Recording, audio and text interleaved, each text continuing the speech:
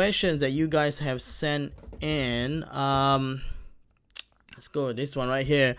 One of my podcast friends. What are your Euro predictions? Who are the teams that will reach to the finals? Wow. Okay. Like I mentioned in my previous set, I think England will be in the final, but I think it's gonna be one of those where the finals will be contested in the teams that met in the group stage. If I'm picking England, I think England is group with Turkey, and so it could be England. Or England is not with Turkey. England's in Group D alongside the Czech Republic, Croatia, and Scotland. Would it be interesting to see England and Scotland, isn't it?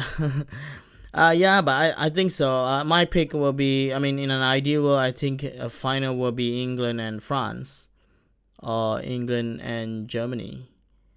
So that's my pick. I think that's gonna be my predictions right there. And so far this season, my predictions has been 90% correct. So if you're an England fan, bank on that as well.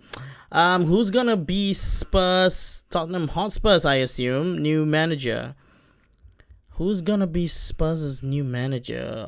From last report, I've heard that it's gonna be Antonio Conte, but I don't think Antonio Conte is a perfect fit because Spurs run their team through Daniel Levy as well, and I don't think Antonio Conte is gonna like that.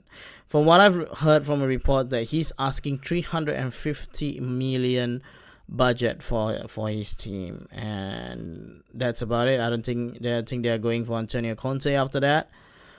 There has been reports that it's gonna be, who's that guy? I forgot his name. The guy who is managing one of the Germans team. Wow, I can't think right now.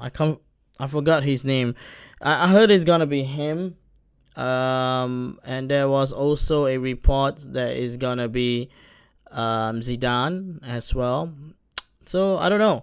I don't know too much about the rumors of who's keeping in touch. I think Daniel Levy will continue this somewhere in the middle of the Euros.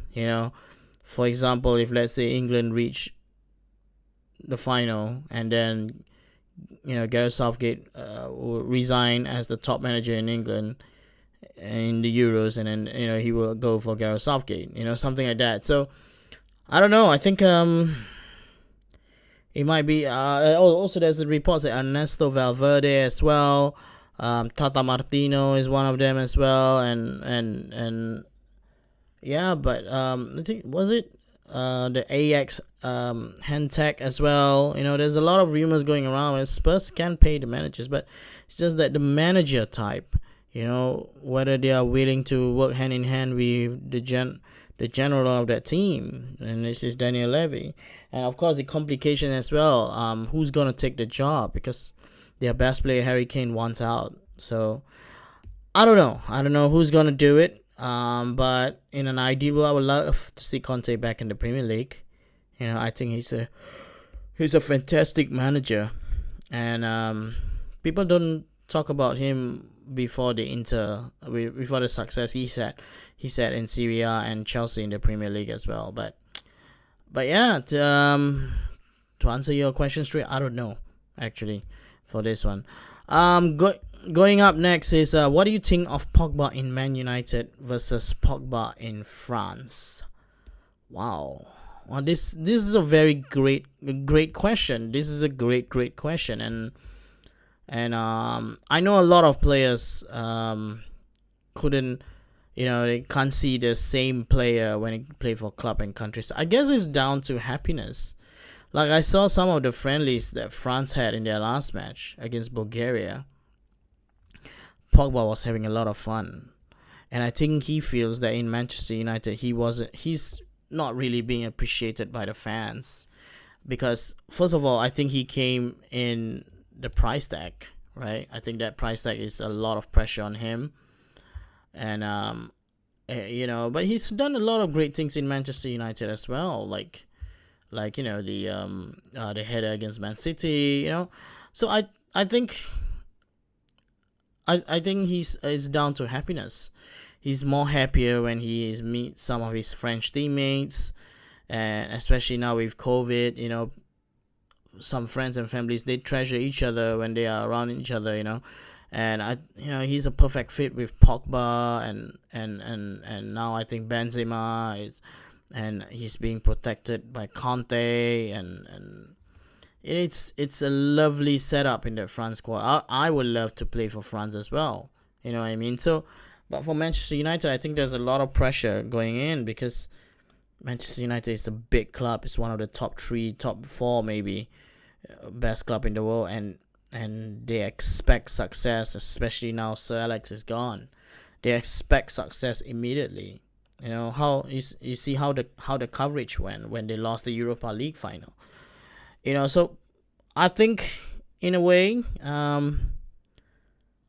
it's down to happiness, and he's really happy in France, and when he joined up with some of his national teammates.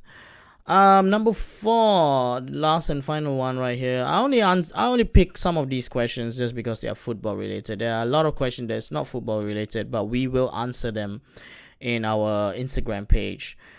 Should Pulisic have a shout in the Ballon d'Or considering what he has achieved this season? I get it. He won the Champions League. He won the CONCACAF Nations League.